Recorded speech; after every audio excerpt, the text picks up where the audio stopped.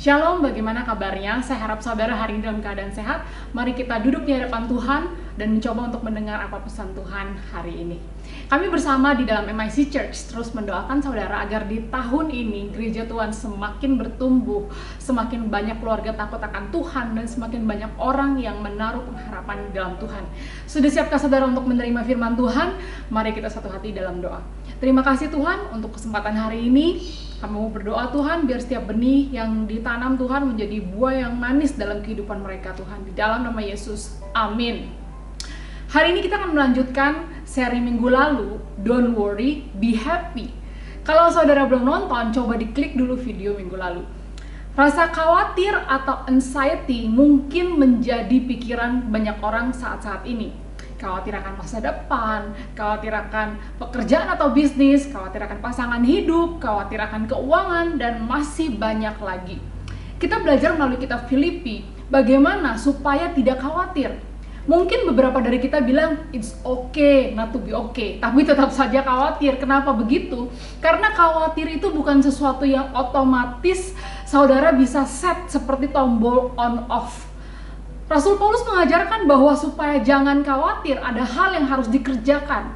Jadi bukannya pasif, saya tidak khawatir, bukan begitu. Tapi mari kita baca di Filipi 4 ayat 6-7. Janganlah hendaknya kamu khawatir tentang apapun juga, tetapi nyatakanlah dalam segala hal keinginanmu kepada Allah dalam doa dan permohonan dengan ucapan syukur. Damai sejahtera Allah yang melampaui segala akal akan memelihara hati dan pikiranmu dalam Kristus Yesus. Minggu lalu kita belajar bahwa pada saat khawatir kita mulai berikan petisi doa kita kepada Tuhan. Doa yang spesifik, yang detail kepada Tuhan. Kita bukan bicara doa sehari-hari yang mungkin ada yang kita ulang-ulang, tapi kita bicara mengenai suatu hal yang menjadi beban di hati. Karena kalau tidak saya keluarkan dalam doa, saya akan hidup dalam perasaan khawatir, jadi anxiety, dan jadi sulit tidur. Jadi saudara sampaikan kepada Tuhan, apa sih yang membuat saudara bertengkar dengan keluarga, yang membuat saudara bertengkar dengan suami atau istri? Hal apa yang membuat saudara merasa gampang marah, gampang kecewa atau sedih?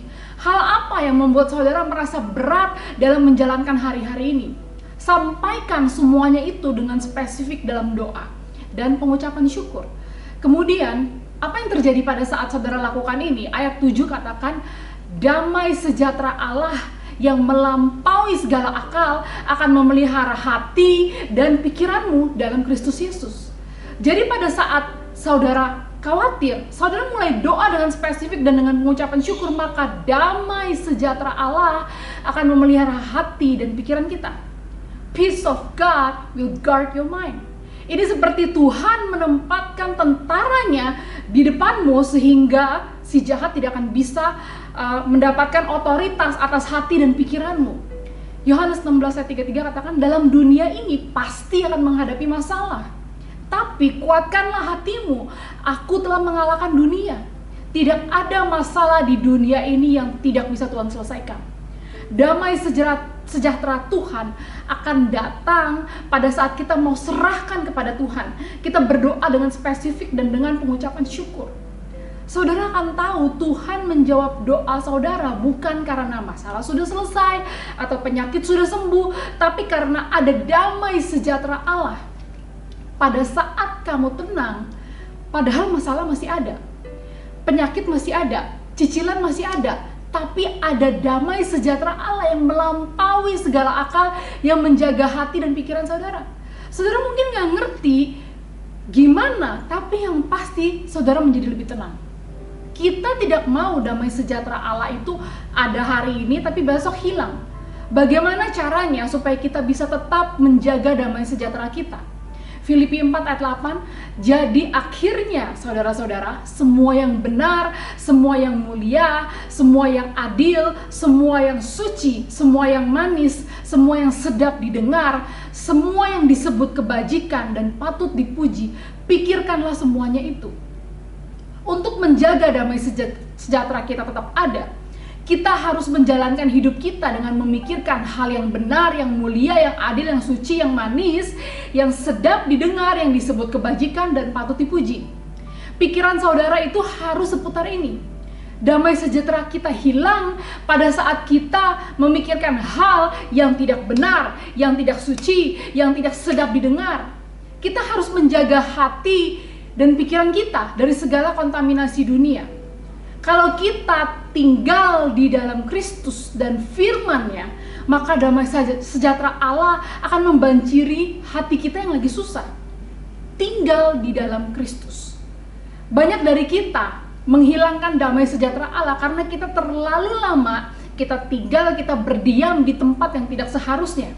Contohnya, pada waktu kita diperlakukan tidak adil, kita pikirkan hal ini terus-menerus sampai kita kesel sama orang tersebut. Padahal kita tidak boleh pikirkan hal ini terlalu lama, karena damai sejahtera kita bisa hilang.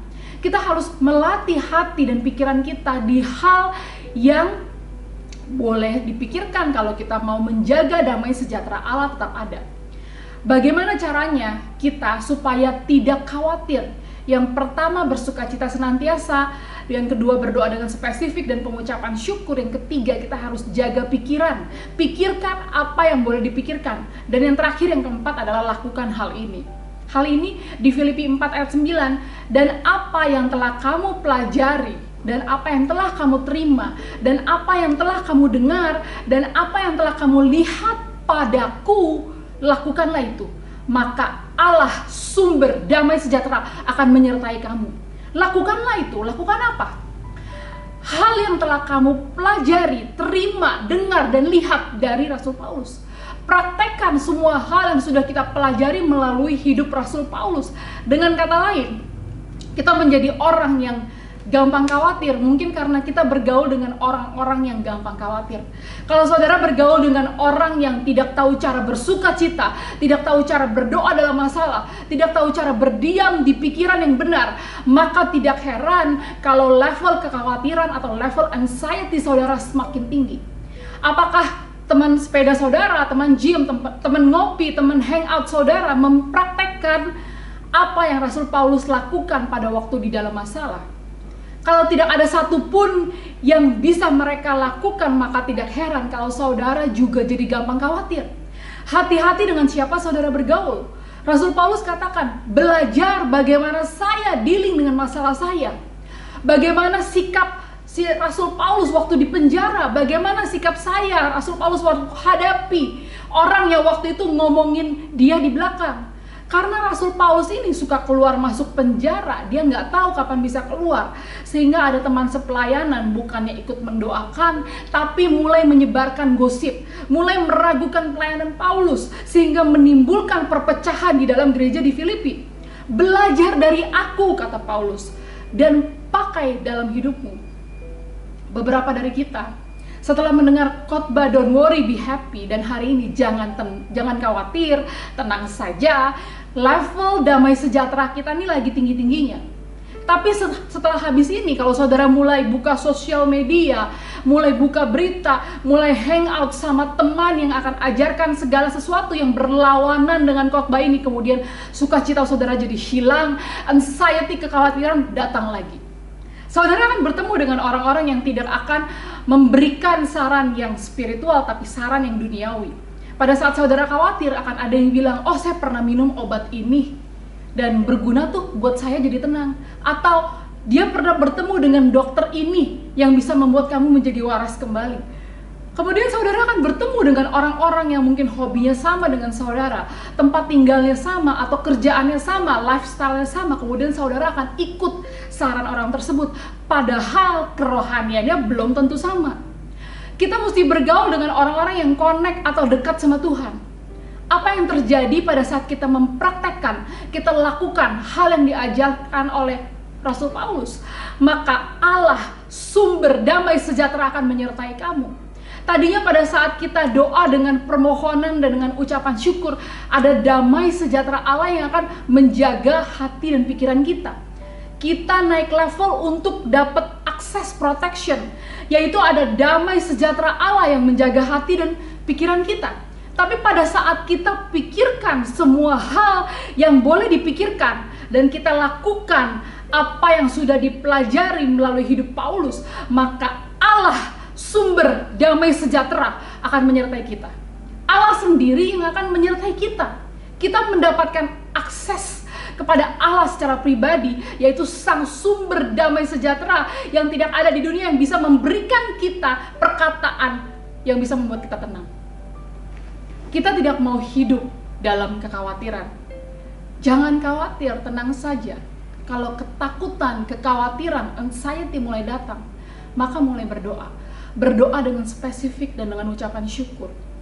Kalau kita lakukan, maka kita akan punya akses dalam perlindungan Tuhan, yaitu damai sejahtera Allah yang melindungi hati dan pikiran kita. Tuhan Yesus pada waktu dia memberi makan 5.000 orang dengan 5 roti dan 2 ikan, Tuhan Yesus mengucap syukur atasnya. Dan pada waktu tidak cukup, dan kemudian multiplikasi terjadi. Kita harus jaga pikiran kita. Kita tinggal di dalam Kristus dan firman-Nya.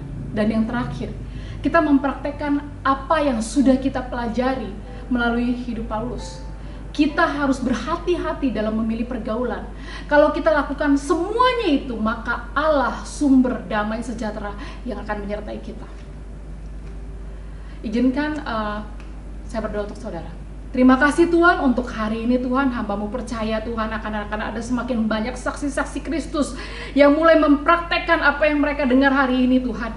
Mereka akan mulai menjadi pribadi yang tidak gelisah, nggak gampang anxiety Tuhan. Dan ada hal-hal bersuka cita, ada hal-hal yang penuh dengan pengendalian akan pikiran, sehingga mereka bisa menjadi menang dalam setiap hal, dalam setiap masalah yang mereka hadapi saat-saat ini. Hamba-Mu berdoa Tuhan, biar urapan-Mu yang baru turun atas mereka, mampukan mereka Tuhan untuk menjadi pribadi yang semakin dekat dengan Tuhan, sehingga Allah sumber damai sejahtera tidak akan meninggalkan tiap-tiap orang yang menonton pada hari ini. Terima kasih Tuhan, dalam nama Yesus, amin. Thank you for watching. Tuhan Yesus memberkati. See you next week.